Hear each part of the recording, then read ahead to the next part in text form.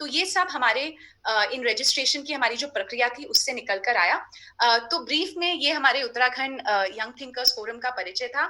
इसमें हमारे जो मेंबर्स हैं वो लॉयर्स हैं, कई हमारे किसान भाई हैं, कई एजुकेशन से जुड़े हैं, प्रोफेसर्स हैं, HNB university, IIT Roorkee, Pantnagar university के प्रोफेसर्स हमारे साथ जुड़े हैं, कई समाजसेवी संस्थाओं के लोग हमारे साथ जुड़े हैं।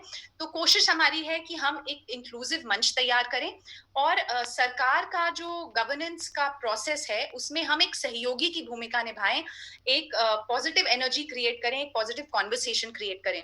तो एक बार फिर मैं आपका बहुत धन्यवाद करती हूँ कि आपने हमारे इस फोरम को समझा वर्दी ऑफ योर टाइम और आज आपने हमें ज्वाइन किया।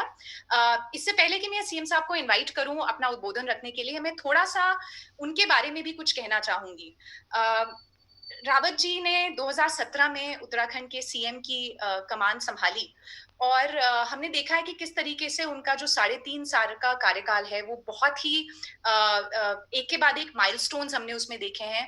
गैरसैंण आज उत्तराखंड की ग्रीष्मकालीन राजधानी है और इसके लिए मैं उनका बहुत धन्यवाद भी करूंगी। मुझे लगता है कि उत्तराखंड आंदोलनकारियों का जो सपना था और कहीं ना कहीं हम सब युवाओं का भी एक सपना था कि हमारी जो राजधानी है वो पहाड़ की तरफ जाए।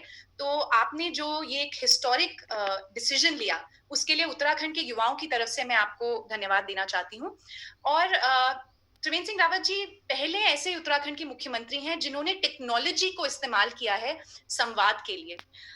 लॉकडाउन के समय तो सभी लोग आज वेबिनार्स कर रहे हैं, इस तरीके के संवाद कर रहे हैं, लेकिन मैं आप सबसे ये बात जरूर शेयर करना चाहूंगी कि मुख्यमंत्री जी ने मुख्यमंत्री बनने के बाद से ही लगातार वीडियो कॉन्फ्रेंसिंग के माध्यम से प्रदेश के अनेकों युवाओं के साथ संवाद की प्रक्रिया शुरू कर दी थी और इस मामले में मैं कहूंगी कि वो एक थॉट लीडर भी रहे हैं।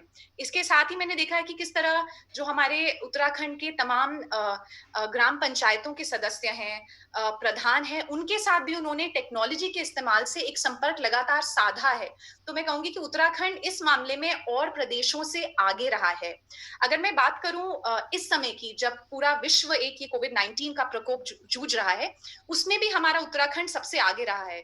जिस तरीके से मुख्यमंत्री जी ने और हमारी सरकार ने हमारे प्रवासी भाइयों की भी चिंता करी है, जो यहाँ थे उनकी तो चिंता करी ही, पर जो अपने घर वापस लौट कर आ रहे थे उनका बिल्कुल अच्छे से उनको वेलकम किया गया, उनका स्वागत किया गया, उनको अपना होने का एहसास दिलाया गया और एक कदम आगे बढ़कर उनके रोजगार की भी चिंता हमारी सरकार और मुख्यमंत्री जी ने की है। मुख्यमंत्री स्वरोजगार योजना 2020 की शुरुआत आदरणीय त्रिवेंद्र सिंह रावत जी द्वारा प्रवासी मजदूरों और श्रमिकों को रोजगार के अवसर प्रदान करने के लिए दी है। कई इजी लोन ऑप्शंस हमारे प्रवासी भाइयों के लिए और जो भी भाई इसका लाभ उठाना चाहे उनके लिए शुरू की गई है। राष्ट्रीयकृत बैंकों, क्षेत्रीय ग्रामीण बैंकों, सहकारी बैंकों और अदर शेड्यूल्ड बैंक्स के माध्यम से ये लोन प्रदान किया जाएगा। एक और माइलस्टोन में जो जरूर यहाँ पर मेंशन करना चाहूंगी कि उत्तराखंड सरकार वो पहली सरकार थी जिन्होंने वापस आने वाले जो हमारे प्रवासी थे उनकी एक स्किल मैपिंग करी। तो आज उत्तराखंड सरकार के पास एक पूरा डेटाबेस उपलब्ध है कि हमारे जो 3 लाख से ऊपर प्रवासी वापस आए हैं वो किस स्किल में पारंगत हैं। तो आगे की जो एक रोड मैप बनाया जाएगा, जो एक इन्वेस्टमेंट और कैपिटल लाने की योजना बनाई जाएगी, इसमें भी हम औरों से आगे रहेंगे, ये बताते हुए मुझे बहुत खुशी होती है। और बल्कि इसी मंगलवार को वेबसाइट भी लॉन्च की गई है मुख्यमंत्री स्वरोजगार योजना की, ताकि जो हमारे एंटरप्राइजिंग यूथ हैं वो इस योजना की आसानी से जानकारी हासिल कर सकें। तो मुझे लगता है ये कुछ बातें बोले बिना अगर मैं रह जाती तो जो हमारे हजारों लोग आज हमारे सेशन को देख रहे हैं, कहीं ना कहीं ये जानकारी छुपी रह जाती। तो मैं एक बार फिर धन्यवाद करती हूँ मुख्यमंत्री जी का कि उन्होंने हमारा निमंत्रण स्वीकार किया और इनवाइट करती हूँ उनको कि आज हमारा जो ये यंग थिंकर्स मीट है इसके पहले मीट के वैलिडिक्टरी सेशन को, या जिसको हम आशीर्वाद सत्र भी बोलते हैं, आपके उद्बोधन से आप हमें आशीर्वाद दें। धन्यवाद। धन्यवाद नेहा, आप सबके लिए मेरी बहुत कामनाएं हैं। और ये यंग थिंकर मीट जो कल जिसका विधिवत उद्घाटन हुआ था और आज बहुत अच्छा नाम दिया आपने, आशीर्वाद सत्र, बहुत सामान्यतः समापन सत्र बोलते हैं, आपने बहुत अच्छा नाम किया है, और अगर हमारे युवा ऐसा सोचते हैं तो ये बहुत मैं समझता हूँ कि हमारे देश की जो परंपरा है,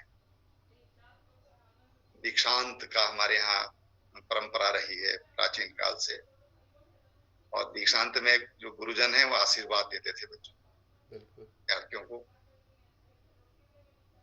तो उसी का एक थोड़ा बदला हुआ स्वरूप आपने और इसको नाम दिया, अपनी परंपराओं के हिसाब से दिया है। और युवाओं की ये सोच निश्चित रूप से ये साबित करती है कि हम अपनी परंपराओं का भी सम्मान करते हैं और हम अपनी परंपराओं से जुड़े हुए हैं और आगे भी हम जुड़े रहना है। ये आपको बहुत आई है। मैं सामने देख रहा हूँ भूपेंद्र कैंथोला जी दिखाई दे रहे हैं और मनीषा पांडे जी हैं सामने, और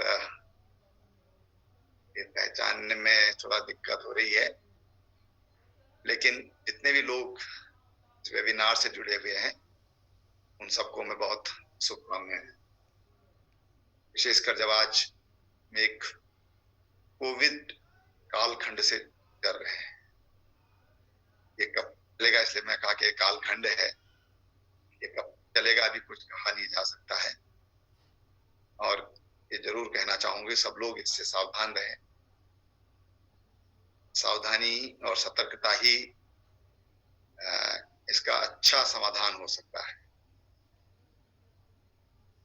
मैं जब आपने बातचीत की तो युवाओं की हम बात कर रहे हैं और युवा थिंकर को आपने इसमें जोड़ा है।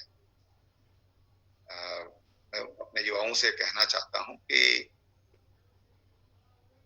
जो आपकी सरकार है, एक मुख्यमंत्री होने के नाते इन 3.5 सालों में हमने प्रयास किया कि कोई भी कार्य अगर हम करते हैं तो उसमें समाज की सहभागिता होना चाहिए।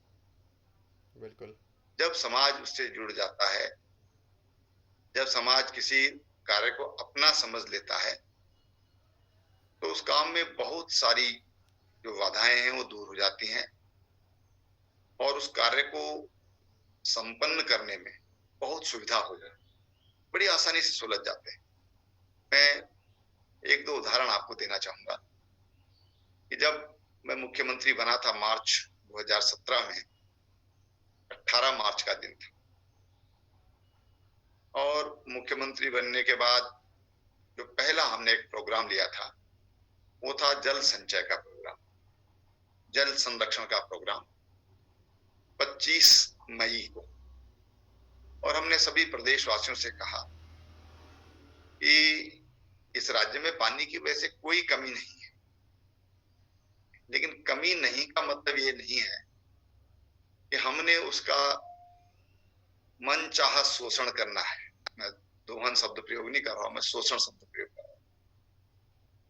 और मैंने एक उदाहरण देकर मैं बोलता हूं बार बार कि पंडित जवाहरलाल नेहरू देश की आजादी से पहले की बात है, इलाहाबाद आनंद भवन में थे। महात्मा जी वहां पर भोजन के लिए गए और पंडित जवाहरलाल नेहरू या तत्कालीन जवाहर जब गांधी जी को हाथ धुला रहे थे तो युवा थे, उन्होंने पानी का जग या लोटा, जो भी रहा होगा, लोटा शब्द प्रयोग आता है, वो उनको हाथ धुला रहे थे और हाथ धुलाते उनका ध्यान कहीं और चला गया। गांधी जी ने हाथ अपने किनारे कर लिया, पूरा पानी का लोटा उन्होंने ऐसे वहां पर वो गिरता रहा पानी। तो गांधी जी ने कहा, जवाहर क्या कर रहे हो? बोले क्या कर रहा हूं? बोले देखो तुमने इतना पानी नीचे गिरा दिया, मैं तो हाथ धो लिए थे। तो उन्होंने कहा कि गांधी जी बगल में गंगा जी बह रही हैं, क्या फर्क पड़ता है एक लोटा पानी से? तो गांधी जी ने जवाहरलाल नेहरू जी को कहा था कि जवाहर, ये गंगा गांधी के लिए नहीं है, इस गंगा पे तमाम चर अचर, दृश्य अदृश्य तमाम जीवों का अस्तित्व है और इसलिए हमको उतना ही पानी इस्तेमाल करना चाहिए जितना आवश्यक। और हमने अपने प्रदेशवासियों से आह्वान किया कि हम जब सिस्टर्न का इस्तेमाल करते हैं टॉयलेट में, तो उसमें 8 से 10 लीटर पानी एक बार में डिस्चार्ज होता है, जबकि जरूरत केवल 5 लीटर पानी की होती है। और इसलिए हमको एक बोतल अगर हम उसमें डाल देते हैं तो 1 लीटर पानी एक बार में बचता है। और मैंने प्रदेशवासियों से कहा था कि 20 लाख भी अगर हमारे यहाँ हम लोग टॉयलेट हमारे हैं तो दिन भर में 5 बार कम से कम इस्तेमाल होता है, होटलों में इससे ज्यादा बार इस्तेमाल होता है, तो हम 1 करोड़ लीटर पानी एक दिन में बचा सकते हैं। और हमने उसकी मुख्यमंत्री आवास से शुरुआत करी, चीफ सेक्रेटरी सेक्रेटरीट से शुरुआत करी, जनता को उसमें इन्वॉल्व किया। ये सरकारी प्रोग्राम ना बन जाए, ये हमने ख्याल रखा। फिर 16 जुलाई ये हरेला पर्व होता है। मैंने अपने एक जिलाधिकारी को, जो महिला थी, मैंने उनको टास्क दिया कि हमको जो ये कोसी नदी है, अल्मोड़ा और कुमाऊं की जो लाइफ लाइन है, जो कौसानी से निकलती है, हमको उसको ठीक करना है फ्यूचर के लिए। उसमें आज से 60 साल पहले 48 सोर्स थे पानी के, आज केवल 8 रह गए हैं।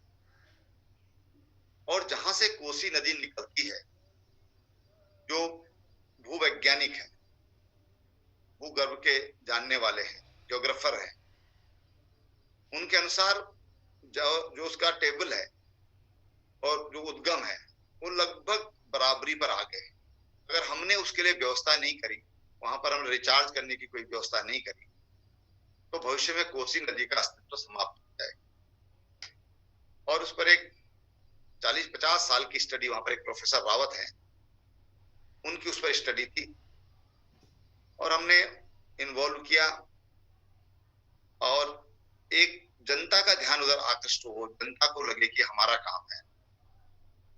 हमने 1 घंटे का टारगेट किया कि पौधे 1 घंटे में लगेंगे। तय किया था कि 1 लाख पौधे लगाएंगे, लेकिन आप आश्चर्य करेंगे, जब उसमें जनता ने उसको अपना प्रोग्राम मान लिया, 1 घंटे में 1,66,000 पौधे लगे। और ये सब गांव वालों का इतना इन्वॉल्वमेंट हो गया उसमें। और ये सारा ड्रोन लगे हुए थे, ड्रोन सर्वे के द्वारा डिजिटली उसको प्रदर्शित किया जा रहा था, अब इतने पेड़ लगे, अब इतने पेड़ लगे, इतने पेड़ लगे। और उसका परिणाम ये रहा कि अगली बार वहां पर 2,24,000 लगे। अभी देहरादून में 1 घंटे में 3,52,000 पौधे लगे। और बाकायदा ड्रोन्स लगे हुए थे, बाकायदा जो पौधे लगा रहे हैं उनकी एक स्क्रीन पर उनका दृश्य आता था, किस तरह से पौधे लगा रहे हैं। कई जगहों पर ये भी व्यवस्था की गई, जीपीएस सिस्टम से सारा जोड़ा गया। तो पब्लिक का इन्वॉल्वमेंट हो गया उसमें, तो सफलता हो गई, पब्लिक ने उसको अपना काम समझ लिया। और इसलिए मैं अपने युवाओं से कहना चाहता हूं कि कोई भी प्रोग्राम है, कोई राजनीतिक किसी का विरोध हो सकता है, राजनीतिक प्रतिद्वंदिता हो सकती है, प्रतियोगिता हो सकती है, वो प्रतिस्पर्धा हो सकती है, वो विरोध करेगा। लेकिन युवाओं को ये देखना चाहिए कि कौन सा काम सही है, और उसमें अगर वो इन्वॉल्व हो जाए तो मैं समझता हूं कि व्यवस्थाएं सुधर सकती है।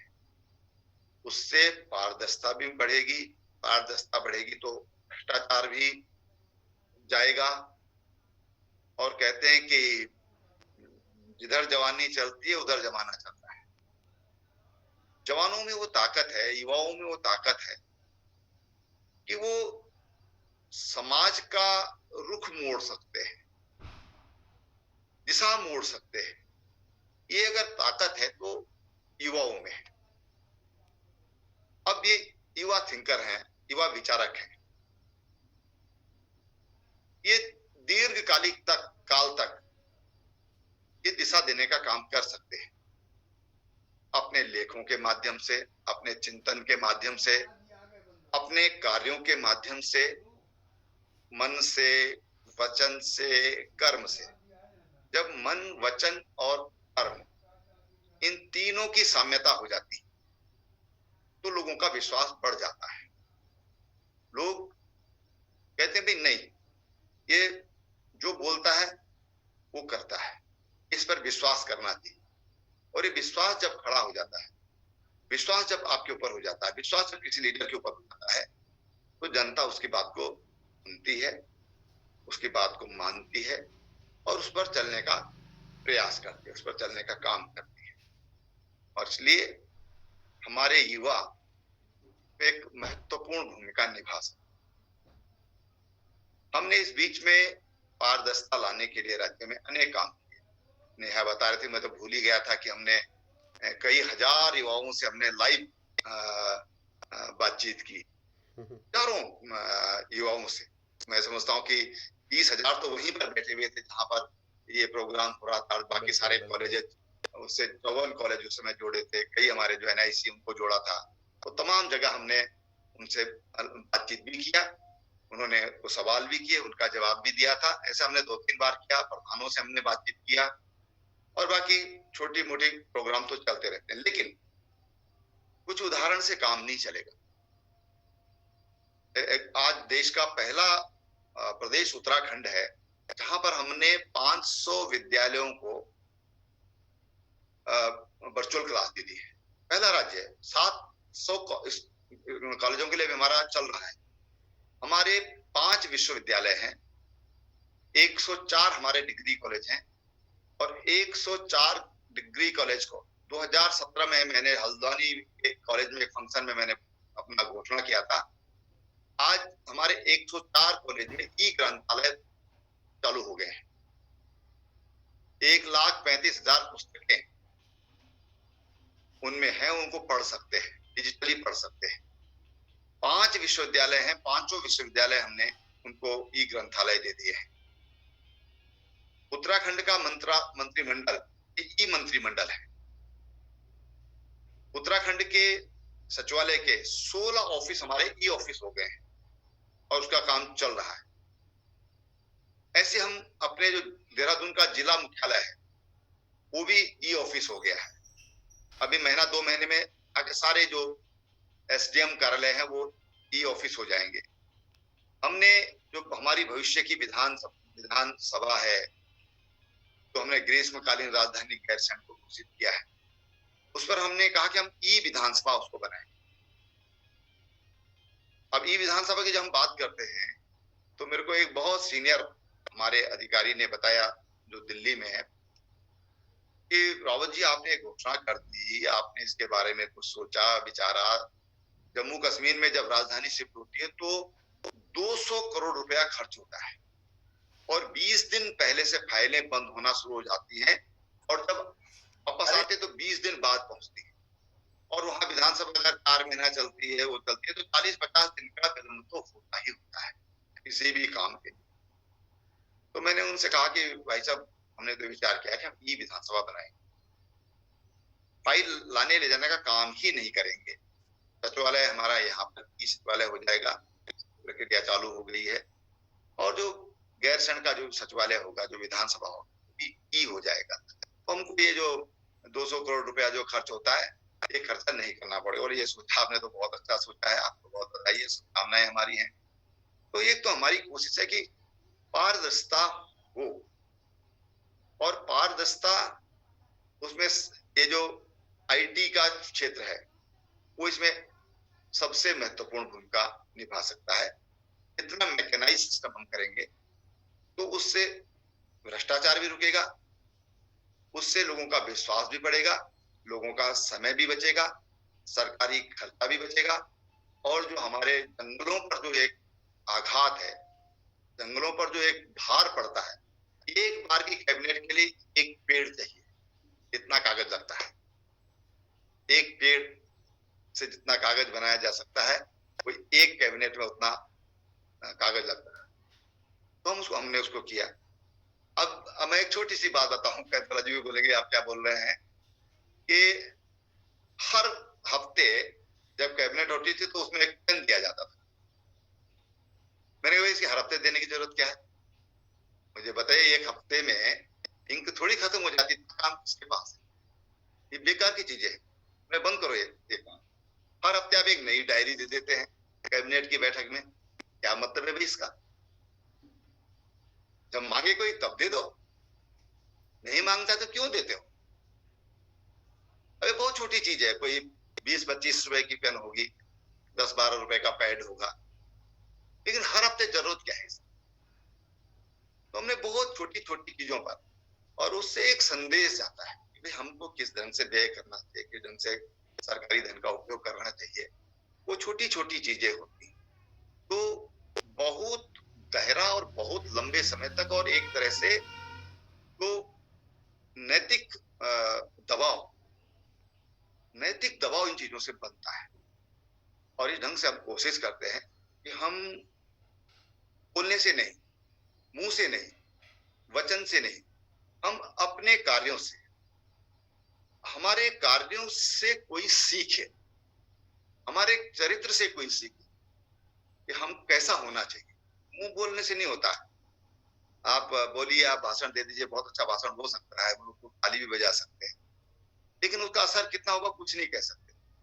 लेकिन अगर आपके चरित्र में वो चीजें हैं, आपके व्यवहार में वो चीजें हैं, तो बहुत ज्यादा गहरा असर छोड़ती हैं और वो स्थायी होती है। तो हमारी ये कोशिश रहती है कि कोई भी काम हम करें तो वो स्थायी असर उसका होना चाहिए। इसी तरह की जब रोजगार की बात आती है, लोग कहते हैं साहब इनको, कई बार आता है कि साहब इनको 5,000 रुपए दे दो, 2,000 रुपए दे दो। तो मैं मजाक करता हूँ, मैं कहता हूँ यार ऐसा है कि एक तरीका ये है कि मैं तुमको 100-200 अंडे ला के दे दूं और खा लो। एक एक भी खाओगे तो 200 दिन में खत्म हो जाएंगे। लेकिन अगर मैं एक मुर्गी दे दूं तुम्हें, तो तुम 3-4-5 साल तक अंडे खाते रहोगे।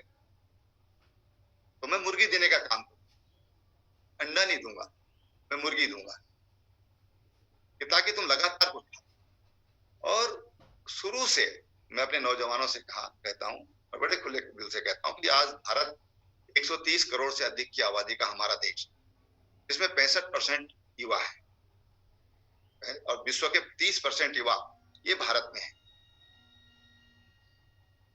सरकारी नौकरी 2.5 से 2.25 करोड़ लोगों के बीच में है, सरकारी नौकरियां हैं। उत्तराखंड, हिमाचल जैसे राज्य हैं जहां पर बहुत ज्यादा चाहना रहती है सरकारी नौकरी की। हिमाचल का तो 90% बजट जो है नॉन प्लान में चला जाता है। बताओगी? अब तरीका ये है कि हम 2.5 लाख, 3 लाख, 3.5 लाख लोगों को रोजगार दे सकते हैं सरकारी, जो दे भी रहे हैं। लेकिन इतने तो नहीं है, युवा तो बहुत हैं, सबको रोजगार मिलना चाहिए।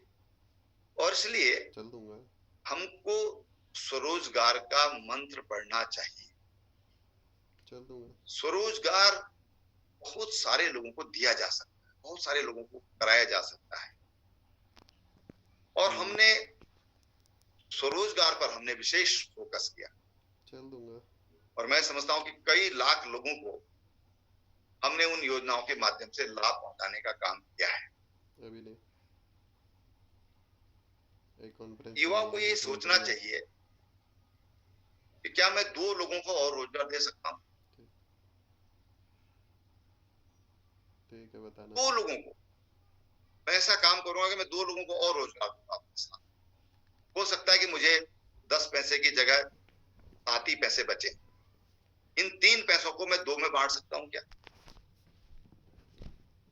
और यही हमको, अगर आत्मनिर्भर बनना है, अगर हमको स्वावलंबी बनना है, तो हमको इसी दिशा में आगे बढ़ना होगा। ये मेरा स्थिर मत है, मैं इस मत पर स्थिर हूं। यही मंत्र हमको रोजगार दे सकता है।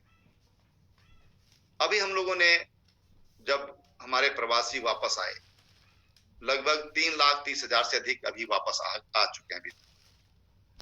इसमें बड़ी संख्या में युवा भी हैं, और मुख्यतः हमारे जो लोग हैं वो उद्योगों वाले श्रमिक नहीं है, वो सड़कों पर काम करने वाले श्रमिक नहीं है, बल्कि वो सर्विस सेक्टर में काम करने वाले।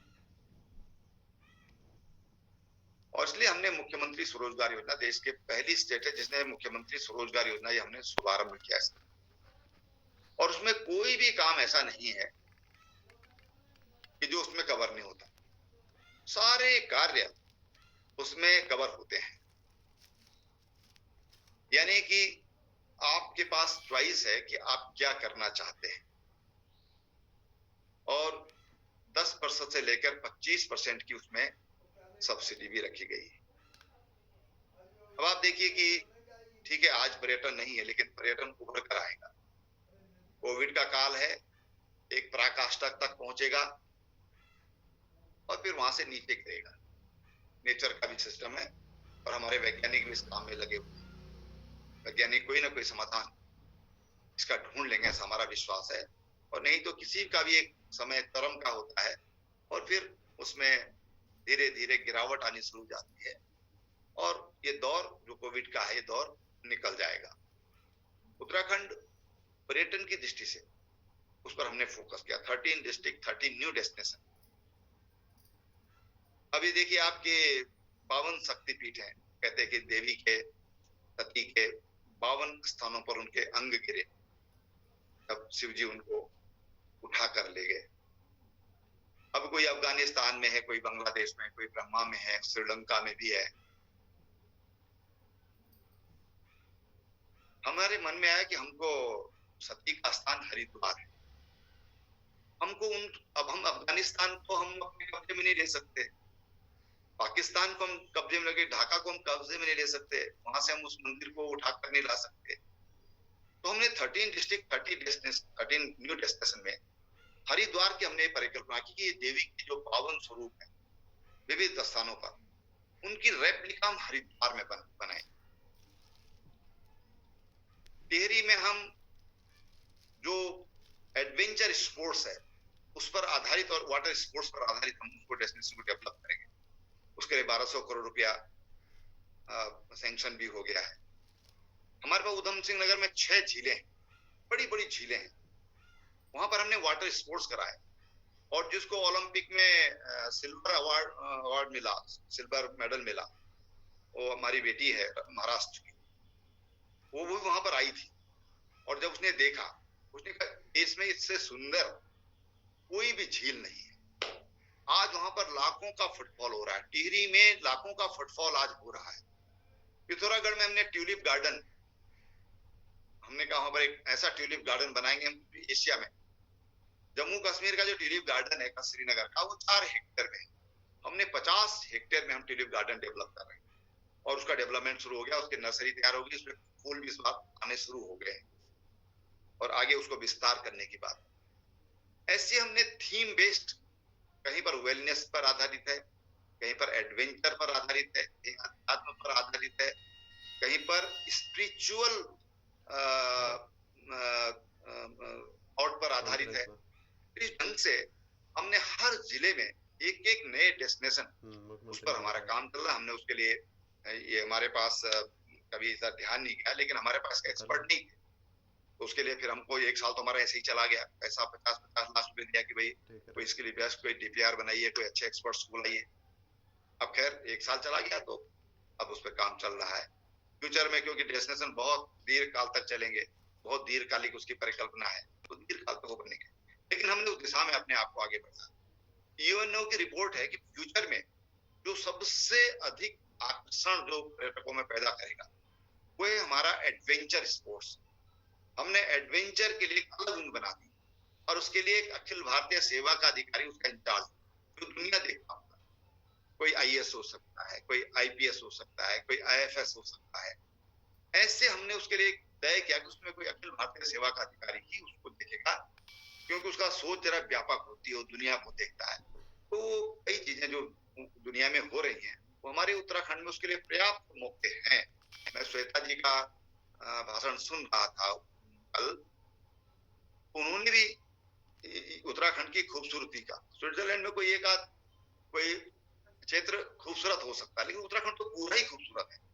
और यहाँ की खूबसूरती में देवत्व भी है, अध्यात्म भी है। वो बड़ी चीज है जो और जगह नहीं मिलेगी। यहाँ पर हमारे पास टाइगर डेंसिटी के हिसाब से नंबर 1 पर हमें, संख्या के हिसाब से दूसरे नंबर पर हमें। हाथी हमारे यहाँ 2000 से ज्यादा है। तमाम जो बायोडाइवर्सिटी है वो उत्तराखंड में विद्यमान है, जो हमारे युवाओं को और दुनिया के यूथ को आकर्षित करती है, या हम उसको ब्रांडिंग करके आकर्षित कर सकते हैं। और इसलिए मैं अपने जवानों से ये कहना चाहूंगा कि हमारे पास पर्याप्त मौके हैं, पर्याप्त अवसर हैं। हमने उस हिसाब से अपनी योजनाएं बनाई हैं। सोलर में हमने बहुत, अभी जो लोग वापस आए, हमने 25-25 किलोवाट के 10,000 सोलर के ये प्रोजेक्ट हमने आवंटित कर रहे हैं। 25-25 किलोवाट के 15,000 रुपया महीने की उसमें इनकम उसको हो जाएगी। उसको एक बार उसको इंस्टॉल करना है, सरकार बिजली खरीद रही है, उसको 15,000 रुपया महीना पहली तारीख को उसके अकाउंट में अपने आप चले जाएगा। कहीं उसको चिट्ठी लिखने की जरूरत नहीं है। जितना उसकी बिजली बनेगी उतना पैसा उसके अकाउंट में चला जाएगा। 10,000 लोगों को मोटर बाइक, उसके लिए 2 साल का जो उस पर इंटरेस्ट होगा बैंक का, वो राज्य सरकार देगी। 10,000 नौजवान, हमने कहा कम से कम 10,000 लोगों को देंगे जो बड़े व्हीकल खरीदना चाहते हैं। हमने 50% सब्सिडी पर बस देने का, और बसों को हम राज्य सरकार जो हमारी परिवहन सेवा है उसके साथ हम उसको जोड़ देंगे। ऐसे 50% पर, ये पहले 30% था वीर चंद सिंह गढ़वाली में, हमने उसको 50% किया। 50% तक उसमें राज्य सरकार आपको सब्सिडी देगी। इस तरीके से तमाम जो अन्य कार्य हैं उनके साथ साथ पर्यटन से जुड़े हुए हैं, ऊर्जा से जुड़े हुए हैं, ऐसे आयामों को हमने इसमें जोड़ने का काम किया है। हमारे युवा इसका लाभ ले सकते हैं। स्वास्थ्य के क्षेत्र में अटल आयुष्मान उत्तराखंड योजना देश का पहला राज्य है जिसने पूरी स्टेट के 23 लाख परिवारों को इससे कवर अप किया। 23 लाख परिवारों को स्वास्थ्य का सुरक्षा कवच देने का काम ये हमने दिया, उत्तराखंड ने दिया। तो हमारी कोशिश है। डॉक्टर्स की भी हमने, जब हमने चार्ज संभाला था तो 1084 डॉक्टर हमारे पास मात्र थे। आज हमारे पास 2,500 डॉक्टर है। 720 डॉक्टर के हमने अभी और वैकेंसी निकाली है। 720 डॉक्टर हमारे और भर्ती हो जाएंगे। आज हमारे हर अस्पताल में, किसी भी अस्पताल में आप आश्चर्य करेंगे, 3 साल पहले किसी भी जिला अस्पताल में हमारे पास आईसीयू नहीं थे, वेंटिलेटर नहीं थे। आज हमारे हर अस्पताल में वेंटिलेटर, आईसीयू है। आज हमारे हर अस्पताल में डॉक्टर है। 10-12 डॉक्टर होते थे, 8 होते थे, आज 20-22 तक डॉक्टर हमारे डिस्ट्रिक्ट हॉस्पिटल में के, और बड़े बड़े जो जगह वहां पर ज्यादा भी है, देहरादून, हरिद्वार है, उधम सिंह नगर है, वहां पर उनकी संख्या ज्यादा भी है। तो हमने स्वास्थ्य का क्षेत्र हो, सुरक्षा का क्षेत्र हो, अभी देखिए कि उत्तराखंड आज चीन के साथ हमारा हालात सब जानते हैं आप। अल्लाह, उत्तराखंड सरकार ने, हमने अपने सीमांत क्षेत्र के, एक भारत सरकार की योजना चलती है बीएडीपी, हमने राज्य सरकार ने भी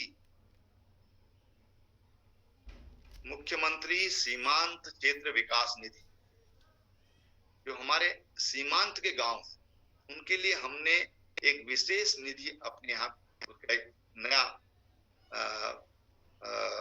विभाग हमने उसके लिए, विभाग तो नहीं कहना चाहिए लेकिन एक नई मद हमने उसके लिए बनाई। सीमांत क्षेत्र में जो लोग हमारे रह रहे हैं वो वहां रुके, उनको राज्य सरकार की ओर से भरपूर मदद मिलना चाहिए, उसके लिए हम उसको लाए। अभी हम कुछ चीजों पर और भी विचार कर रहे हैं, लेकिन सीमांत की सुरक्षा ये बहुत जरूरी है। मैं आपको बता दूं, आप नौजवान लोग हैं, ये आप बीआरओ से पता कर सकते हैं, बीआरओ चीफ से पता कर सकते हैं कि सीमाओं की, सड़कों की सुरक्षा की दृष्टि, क्योंकि नॉर्थ ईस्ट में भी काम करते हैं, कश्मीर में भी हमारा बीआरओ काम करता है, हिमाचल में भी, अन्य राज्यों में भी काम करता है। नंबर 1 पर काम की प्रगति अगर हुई तो उत्तराखंड में हुई है। हमारे एक इंजीनियर को अति विशिष्ट सेवा मेडल मिला है, इसी बार अति विशिष्ट सेवा मेडल मिला है।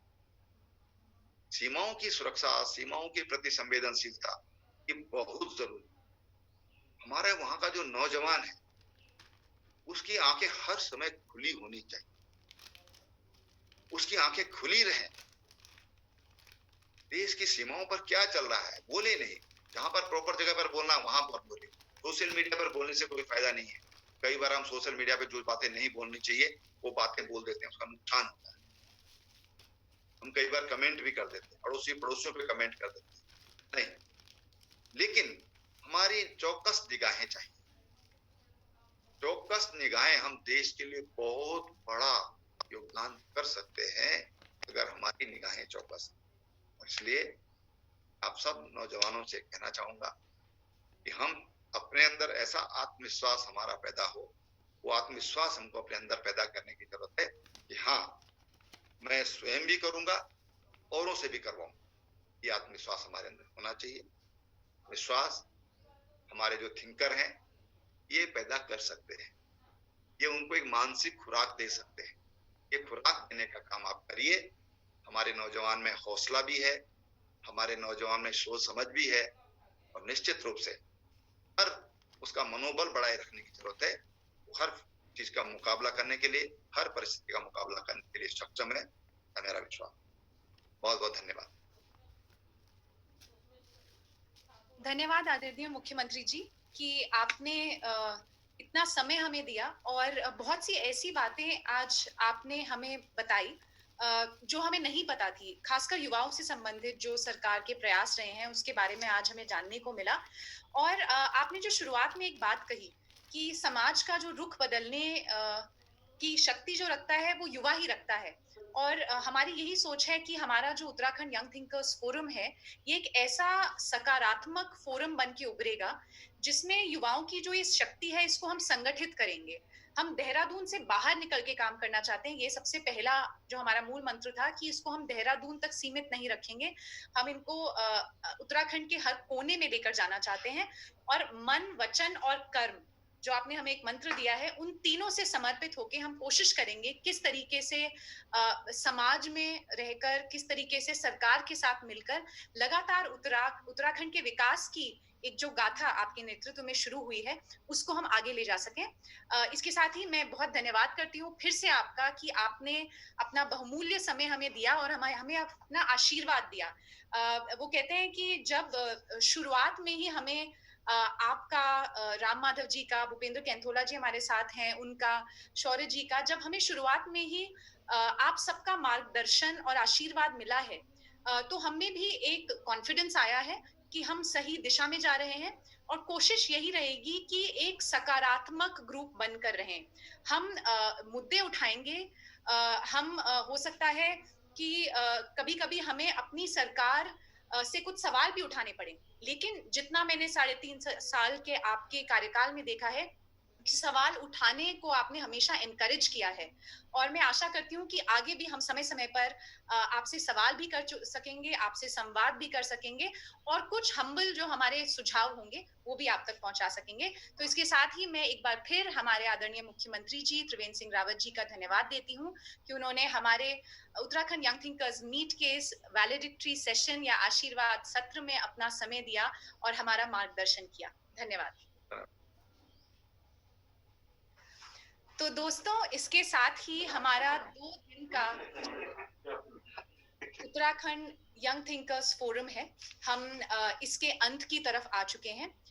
पिछले 2 दिन में बहुत सारे सत्र हमारे साथ, सत्रों में बहुत सारे एमिनेंट स्पीकर्स हमारे साथ जुड़े। कल हमने शुरुआत की थी राम माधव जी से, उसके बाद मंगेश खिल्डियाल जी जो डीएम टिहरी हैं, दीपक रमोला जी, श्वेता रावत जी, लेफ्टिनेंट कमांडर पायल गुप्ता जी, मुकुंद प्रसाद जी, साथ साथ हमारे गढ़वाल यूनिवर्सिटी की वाइस चांसलर अनुपूर्णा नौटियाल जी हमारे साथ जुड़ी, और आज सुबह मंजीत नेगी जी, मनीषा पांडे जी, भूपेंद्र कैंथोला जी हमारे साथ थे। तो इन सब और माफ कीजिएगा, एक नाम मैं बहुत इंपॉर्टेंट भूल गई, हमारे principal chief conservator of forest आदरणीय जयराज जी भी कल हमारे साथ थे, और इकोलॉजी और डेवलपमेंट के बैलेंस पे उन्होंने अपने विचार रखे थे। तो हम बहुत लकी हैं कि शुरुआत में ही हमें इन दिग्गजों से सुनने को मिला, और उससे भी ज्यादा कि हमें इनसे संवाद करने को मिला। कल और आज में आप में से बहुत सारे पार्टिसिपेंट्स जो इस कॉल पे जुड़े हैं और जो सोशल मीडिया के माध्यम से भी जुड़े हैं, आप सब ने बहुत सारे सवाल पूछे। सारे सवाल तो हम नहीं ले पाए, लेकिन हमने कोशिश की कि उन सवालों को हम हमारे गेस्ट तक पहुंचाएं, और आगे भी हमारी कोशिश रहेगी कि कुछ 1-on-1 सेशंस के जरिए, कुछ संवाद के जरिए हम लगातार इस संवाद को आगे बढ़ाते रहें। इसके अलावा जैसा कि मैं कल से बार-बार ये कह रही हूँ कि ये एक इंक्लूसिव फोरम होने वाला है। इस फोरम में हम चाहते हैं कि एक शेयर्ड विज़न हो। आपने देखा होगा कि हमने अभी तक कोई विज़न स्टेटमेंट हमने रिलीज़ नहीं किया। हमने नहीं कहा कि हम कोई संस्था है, कंपनी है, सोसाइटी है, क्योंकि हमें लगता है कि ये हमारी जर्नी की शुरुआत है और जो भी इस कार्यक्रम का विज़न होगा, वो आप सबसे आएगा। तो मैं आप सबको आमंत्रित करती हूँ इस फोरम के संयोजक के तौर पर कि आप सभी हमसे जुड़ें और अपने सुझाव लगातार हम तक पहुंचाते रहें और किस तरीके से हम इस फोरम का काम आगे बढ़ा सकते हैं, इसमें प्रतिभाग करें। इसके साथ ही मैं धन्यवाद देना चाहूंगी उत्तराखंड यंग थिंकर्स फोरम की टीम का। ये कोई मेरा अकेले का कार्य नहीं था। बहुत सारे लोग इस कार्य से जुड़े, जिनमें से कुछ के नाम मैं यहाँ पर लेना चाहूंगी। कृतार तुनियाल जी, अखिलेश रावत जी, अर्चित डावर जी, राज जोशी जी, पवन पांडे जी, हेमंत भट्ट जी, अभिनव रावत जी। ये सारे वो लोग हैं जिन्होंने बिहाइंड द सीन्स बहुत काम किया। रौनक गिल और रश्मि मेहता, जो जिनके माध्यम से हम ये एक टेक्निकल जो एस्पेक्ट है इसको मैनेज कर पाए और यूट्यूब और फेसबुक के माध्यम से हम बहुत सारे लोगों तक अपनी बात पहुंचा पाए हैं, तो उनका भी मैं धन्यवाद करना चाहती हूँ। और मैं धन्यवाद करना चाहती हूँ IMS यूनिसन यूनिवर्सिटी का, जिन्होंने हमें मौका दिया कि हम उनके प्रेमिसेस यूज कर सकें, उनकी इंटरनेट कनेक्टिविटी यूज कर सकें। अमित अग्रवाल जी का, वाइस चांसलर साहब का, कि उन्होंने हमें बहुत सपोर्ट किया। तो इन सब का धन्यवाद देते हुए, और अगर मुझसे कोई नाम छूट गया हो तो कृपया मुझे माफ कीजिएगा। कई बार बोलते हुए गलती भी हो सकती है। और लगातार हम संपर्क में रहेंगे, बात करते रहेंगे। और आप सभी को एक बार फिर से ये निमंत्रण देते हुए कि उत्तराखंड यंग थिंकर्स फोरम से जुड़िए, हमारी टीम से जुड़िए। यदि आप हमारी टीम का हिस्सा बनना चाहते हैं तो उत्तराखंड यंग थिंकर्स फोरम का ईमेल आईडी हमारे सारी क्रिएटिव्स और पोस्टर पे है। जरूर हमें ईमेल कीजिए, फोन कीजिए, मैसेज कीजिए, हम आपसे बातचीत करते रहेंगे। इसी के साथ हमारे 2 दिन की इस बैठक का मैं अंत करती हूँ। आप सभी के सहयोग के लिए धन्यवाद।